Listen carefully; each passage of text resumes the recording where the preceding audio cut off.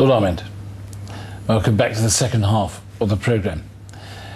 You were just talking about how the surprise, the shock, the thoughts going through your mind when you found yourself suddenly incarcerated, your possessions taken away.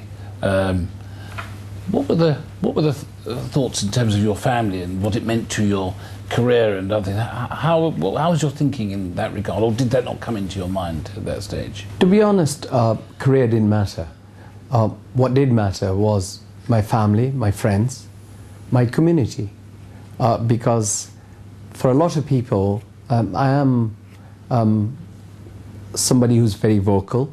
I speak what they think and they don't say and they cannot say. I represent their views, many people's views, and I felt that I let them down because of my guilty plea and because I was sent to prison, that I've let everybody down. And you know, you only have strength if you have somebody who represents your views to be at the front and you know, with some sort of respect and some sort of glory. But if somebody goes in prison, then obviously I've let them down.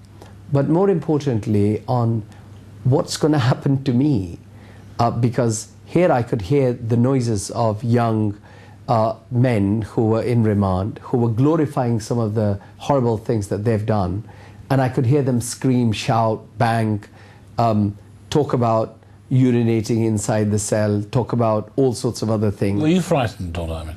In a way I was. I wasn't frightened that physically I would be beaten, but I was frightened about my dignity. I was frightened that I was going into an environment that I was not aware. Here I was, suddenly. I've seen the cells before as a magistrate. I've seen the prison before, but never the other side of the door. And I was going there. And I had to wait for a few hours before they could get all the remand prisoners to ride on the bus to Marshgate, to Doncatraz, which is a Category A prison. Doncatraz? Doncatraz. After Alcatraz. That's right, that's what it's known as. And it's a very large prison, it's a remand prison. It's got some of the most challenging prisoners. So you were on this bus, just get a clear picture. Well, were you all sitting openly and having a discussion? No, absolutely not. You don't have discussions. At 2 o'clock, the morning session people who are cleared, all their belongings and everything, possessions, they're cleared. There are cages inside the bus. So they may have something like 8 or 10 or 12 cages. So you actually go into a little cabin. You can't stretch your legs. It's a very small cabin. You can stand. And it's a steel seat. There's nothing that you could break because it's all welded on part of the furniture. And there's a little glass that you can see outside and they can't see inside. And there are people sort of in different, and they take you handcuffed. They put you inside this little cage first, and then they unlock your handcuff just in case you run away. And then they just leave you there. Did you find this process humiliating? Very humiliating. But more importantly, very uneasy, because you have to bear in mind that I was up before Fajr, before 6 o'clock. I'd gone to court and not been to the bathrooms. And, you know, this is 2 o'clock in the afternoon. And I was heading towards the prison. And it was a 45-minute drive. When we got there, the bus has to wait for 1 hour before it's unloaded for whatever reason, for bureaucracy or paperwork or whatever you want to call it. Having said that, at around 3 o'clock, 3:30, we were still waiting outside, and then 3:30, 4 o'clock, I was taken down. And then you go through security checks, and there you go. They put you in a little room, they strip you. The 2 officers come, put the gloves on, tell you to take your clothes off, take your shoes and your socks and turn them upside down. And then they give you their own clothes, like a tracksuit, and you wear that whilst you're there. and then they process you, take your photograph, and there I was, sent. Obviously, I didn't take my medicines, diabetes medicines. I wasn't prepared. I didn't have anything. You know, you get a packet of Polos, packet of crisps, a toothbrush and a toothpaste, which is quite, I mean, you know, you don't get Colgate or McLean's or anything. It's just very basic stuff. And you get your own clothes, which are packed away. And then you go into a cell. Now, they asked me if I was prepared to share a cell, and I said I wasn't, because of the fact that I was a magistrate for 8 years, and there may be inmates who I've sent to prison. And, you know, if I'm sharing a cell with a prisoner who I've sent to prison, obviously he'll wait for me to go to sleep, or even he might beat me up whilst I was there. I was issued a fatwa. Well, there was a fatwa against me from Al-Majroon, if you remember, the famous, you know, and so I wasn't sure whether I was going to come across any of those. Did they respect your request for assault? They did. I was given a room which had a toilet inside the room. But did that pose more problems? Because once you were sort of isolated, does that not sort of mark you? No, I wasn't in an isolation. I was in a place where everybody had a small room with a bed, steel bed, stuck to ground, and a chair stuck to ground, a steel toilet without seat or anything, very basic, and that smells inside the room of urine and where I had to sleep, and a little sink. How many hours were you meant to stay in that cell? Well, first of all, I did know nothing. All I knew, I was there, 5 o'clock, 5:30, 5:15. They gave me, I don't know the time because my watch wasn't with me. I was given a towel which was dirty, a small bar of soap, and if I wanted to have a shower, so I wanted to have a shower. And, you know, I'd realised that I was going to be here. I've got to get on with it. I went and had a shower, and all the time the man could actually see where I was having a shower. I suppose they have to keep eye on the prisoners so they don't do anything stupid. But the very fact that first time in my life I was having a shower, that somebody was watching whilst I was having a shower, and the very fact that I was having a shower and I knew there was a towel which is dirty, but that's the best I can do, that I've got to get on with it. And I was given a bit of food, and I was told that 6 o'clock the cell will be locked, and then I will be unlocked at 8 o'clock in the morning. So I was put in my room 6 o'clock, and then 8 o'clock in the morning I came. Thank God, the breakfast, of course, cereal breakfast, you don't get 5-star breakfast. Cereal breakfast and a toast and a cup of tea. I got that, and then they said that the prison had assessed my situation and thought that I would be category D. Now, category D is the Rolls Royce and the VIP of prisoners, by the way, because category B and C are people who are locked up. They call it banged up. Locked up for 23 hours. Right, okay. But category D, there's a strict regime, because I can tell you all about that. But the very fact that you're free after 7:30 to leave your room, you can go and have showers which are clean. You can go and have a breakfast outside in a dining room, and then actually you could use the gym, and you can use the masjid. I mean, I could get up at 5:30, make wudu and do my prayer in my room. One of the brothers, Muslim, who'd given me a praying mat, the other brothers, I have to say my experience had been amazing. So was there much sympathy from the other inmates? Did you find? Actually, I did. You know, white, black, Asian, Turkish, Muslim, non-Muslim. There was quite there wasn't a sympathy. They found it quite exciting that here was a lord who was their colleague. So you were a celebrity? Not really. They actually, Prince Naz, the boxer. Right. He'd been done for reckless driving. Reckless driving. He'd been there. But by the way, let me just pay credit to him, because I met with an officer who had converted to Islam during his stay in the prison, because what he said about what Islam taught him about respecting his mother, that the the Jannah was under the feet of his mother, and he loved his mother so much. And the man did all the same. And, you know, and then he went and investigated about Islam, and he's an officer in that prison who is a Muslim, because when I saw him with the beard and everything, he approached me, and you know, it was wonderful. But no, the other prisoners came, and Muslim or non-Muslim, they came and said, is there anything we can do? But also there are, I mean, you have to remember, these are people who are criminals, convicted, some with very serious crime. As I went in, I was warned that because of my position, there may be, even though mobile phones are not allowed, even though drugs and alcohol is not allowed, nevertheless, they knew that it was on the premises, and somebody may take a photograph and send it to the newspapers. And I didn't actually take this very seriously, because as I went in, my room was dirty. I was given a small room. My room was dirty. I wanted to clean it, because bear in mind that I'm going to live there for 3 months, but I was going to pray in there. So did somebody I heard that somebody tried to take a photograph, is that right? What they didn't try to take, they did take a photograph. I didn't realise, because I was mopping and sweeping my room, and they'd taken the photograph with the... and apparently they talked to Sun newspaper, and Sun had offered them some money.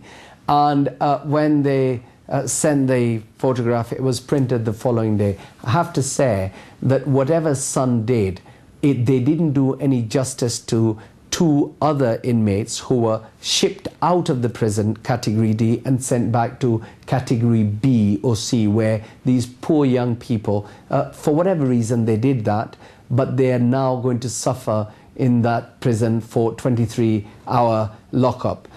So these type of things happen in there. But on the other hand, there are some wonderful people. No, you said that you had to make some adjustments in terms of the language you had to listen to on a regular basis inside the prison. Carl, it was just another world for me, because as I went in, shouts, screams, all sorts of things happen on the units, or blocks if you like. F, B and C is a regular part of the vocabulary, not only by the inmates but also by the officers. And in fact, I found one officer that was using this language quite a lot. He's now left the prison, and I think he's joined the police force. I actually approached him in front of his colleague, because I said, according to my man, after about 3 or 4 days when I'd settled down and I got to know my rights and what I was doing, I approached him and I said, according to my rules that have been given to me, the manual that has been given to me, I should show respect and courtesy to you, and I expect the same from you. And I also think that because the taxpayer is paying for your salary, if you didn't use the language, proper language, then the inmates will not either. And because this is a resettlement rehabilitation centre, surely you should be setting the example. And I tell you, you know, Carl, on our block, you know, FBC was used. Shouting, screaming was used. Young men, when they don't have much to do every evening, they have their own shavers, so they were shaving head and doing all sorts of, and they were leaving rubbish, you know. And for a couple of days, you know, I would pick up the sweeping brush and I'd do it. And, you know, after that, they do it themselves. So you set an example? I washed, there was one Jamaican Muslim young man who left his, it's a sink. Yeah. And basically, it's not sink. It's a wash and basin. You know, because it's in the toilets. Yes. And you know, you wash your own dishes there. You wash your plates. These are plastic plates, plastic fork and knife. But he was just leaving it there, and it was left there. And you know, and people just leave the sinks dirty, the wash and basins dirty. And I, you know, occasionally, most of the time, I'd clean them, because I don't want to go into there when it's dirty. You know. And so there was this bit of a culture change. And even though whether they'd say good morning to me or not, I'd walk past and say, good morning, morning. And you know, after about a week or 10 days, I was getting this good morning, and people were actually holding the door for me as I was coming. You know, sometimes I was sort of like 5 yards away from the door, and somebody would hold the door. I noticed that. And I'd say, thanks, mate. You know, because I was, you know, I was using the same... So there was a cultural exchange, it seems to me, that was absolutely. Now tell me, Was it easy for you to receive visitors? In fact, did you want to receive visitors? And how was it possible to keep contact with your family? And on an emotional and a practical basis, how did you deal with that? Well, first of all, you get a credit, an overdraft of £2. And by the way, they rob you. The telephone systems and also what they call canteen, where you buy your groceries, they do rob you because the prices are twice, 3 times more, and the amount of money you're allowed is very limited. So you can't, just because you are a millionaire, you can't have £1 million in your bank inside prison. You know, if you're an enhanced prisoner, you can have up to £50 a week. If you are standard, you can have £25 a week, and if you're basic, you can only have £8 a week to spend. So you know, and the money sort of like ticks like from 90, 80, 70, 50, 60 if you do it on mobile, and even on sort of your landline, it's very fast. But they gave me £2, and I asked for another overdraft of £2 because I got paid whilst I was there. The hard work that I did, I think I got 70 pence, 90 pence per day. So that's the minimum wage. But anyway, this money, because my money which I'd left in Doncatraz actually got transferred the following day. So I was able to make a call to let my family know. And then as soon as my money arrived, I took an emergency credit of £10 so I could make calls to my solicitors. So you were allowed to make regular calls, so you didn't... Oh yeah, there's... subject to money, was it? Subject to money that you're allowed to spend. Yes. And subject to the hours, that you can't do it after 10. And how did you find emotionally talking to your wife, your family? To be honest, I had to be brave, and I had to be brave to... with my friends and relatives. I was telling them something even that it wasn't. I was saying, look, don't worry, this is a great place to be. If I had to go to prison, this is, well, to be honest, it was, because it was open prison. Yeah. It was much better than category B or C or D. Yeah. It was, I didn't want to be sharing a room with any rapist or a murderer or anything like that. You would have noticed and would have heard when you were inside that there had been a remarkable outpouring of support in respect of a campaign for your release. I understand that you received thousands of letters from the public. Now, did this, in your understanding, have a bearing on the decision by the judge to overturn the custodial ruling? I think she says that yours was an exceptional case. What do you understand that she meant by that? And some people are suggesting, for example, that you might have got special treatment because of who you were. Please explain what you think about the judgment. First of all, the special treatment I had was that I was the first man ever being sent to prison for sending text message. Secondly, I was in the same prison. I was searched, stripped and searched like any other prisoner. I stood in the queue. In fact, usually I was at the end of the queue for food. I had no special treatment. That's number one. Secondly, I'm grateful to everyone, not only those 6,000 people who sent letters in 3 or 4 days, 6,000 letters. And by the way, they were from Muslims, non-Muslims, Hindu, Sikh organizations, Christian and Jewish organizations. They were from individuals that I'd never come across, and from people from law lord to ordinary housewife. So, I'm grateful to everybody who had been wonderful in the way that they've given me support. And do you think that had a bearing on the decision of the judge? No, I think what it did show was the character and also the mitigation circumstances, that the work that I do, and those people who said that he represents us, or he works with our charity, or he does something for the community. I think there was some sort of bearing on the decision in my view. But so when the judge said yours was exceptional, yours was an exceptional sort of circumstance. Well, the exceptional circumstance, I think only the Justice, Her Lordship, can tell you. All I can say is that this exceptional circumstances were that I didn't even have despite the fact that I didn't have any criminal record, I didn't even have a traffic offence. I didn't have any penalty points for 15 years on my license, you know. I never even been done for parking on double yellow lines. So what does quash mean? When is quashed? Quashed means that the sentence, the 12-week sentence that was given is not on my record, and technically I've not gone to prison, although I did, and I think there is a good reason. Maybe Allah subhanahu wa ta'ala knows this very well. Had I not gone to prison, I received a letter from Babar Ahmed, who wrote a wonderful, beautiful letter. Actually, it brought tears to my eyes. He said, my wife and my father have been to see you, and I know that you are familiar with my case, but maybe Allah has sent you here, and now you know how we feel, those of us who have never been charged or never been convicted, and we've been here for years.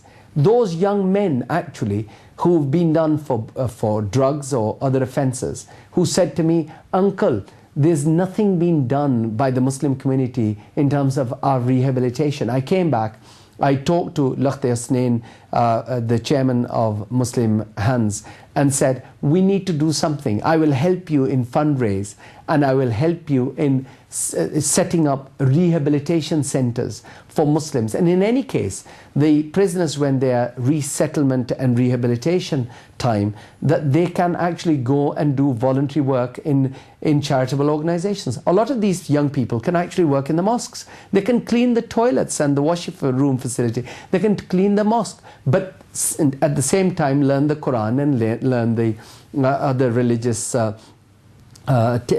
teachings, and actually this would help them rebuild their lives, and maybe even in businesses we could employ them, because a lot of them actually are very intelligent young people, angry sometimes, maybe greedy and stupid in other occasions.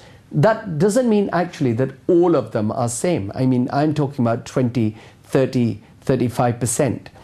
There's about 20, 30% that don't know what they should be doing, and there's probably 20% you can't do anything with.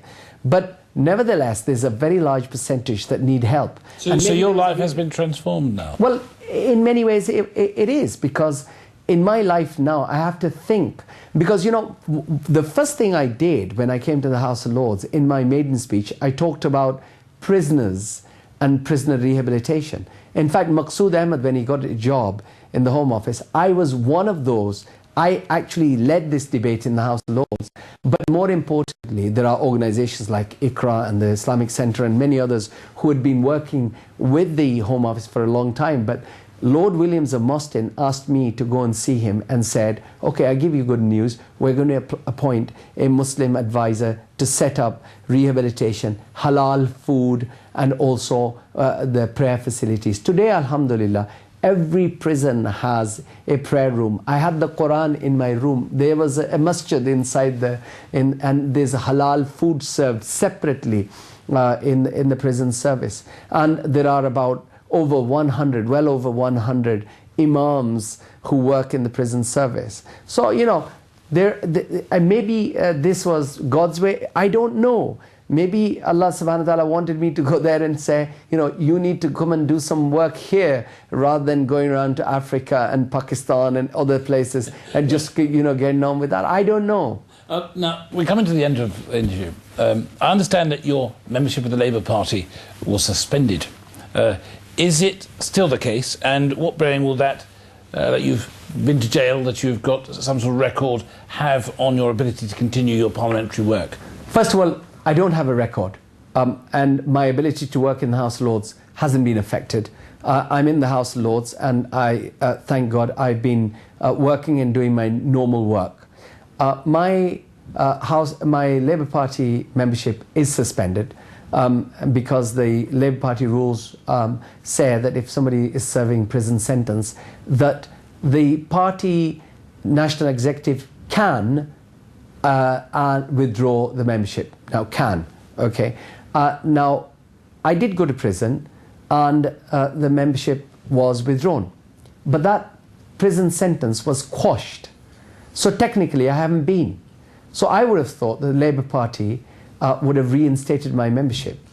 Now, I've been told that if I write to the Labour Party and reapply or ask, then there would be a panel who would look at my application, and there would be an investigation, and then they would make recommendations to the National Executive Committee. So far, I've resisted that on principle that I'm not a criminal. I didn't go to prison, and I don't have, my sentence was quashed. Secondly, I'm not a drug dealer or a murderer, God forbid, or somebody who's gone into prison for perjury or any other crime. Mine was actually quashed. And so therefore, as my sentence was quashed, my membership, which is withdrawn, should be reinstated. So, but I'm not joining any other political party. I haven't even sat on crossbenches yet. And even if I do, I will sit in between crossbenches and the Labour Party until they make the decision. If not, then at some stage, I have to make a decision. Not at the moment. I speak on behalf of our viewers and the community at large. Long may you continue your important work in Parliament. Thank you, and thank you to all your viewers and the community, and particularly Islam Channel. Thank you very much. Thank you very much.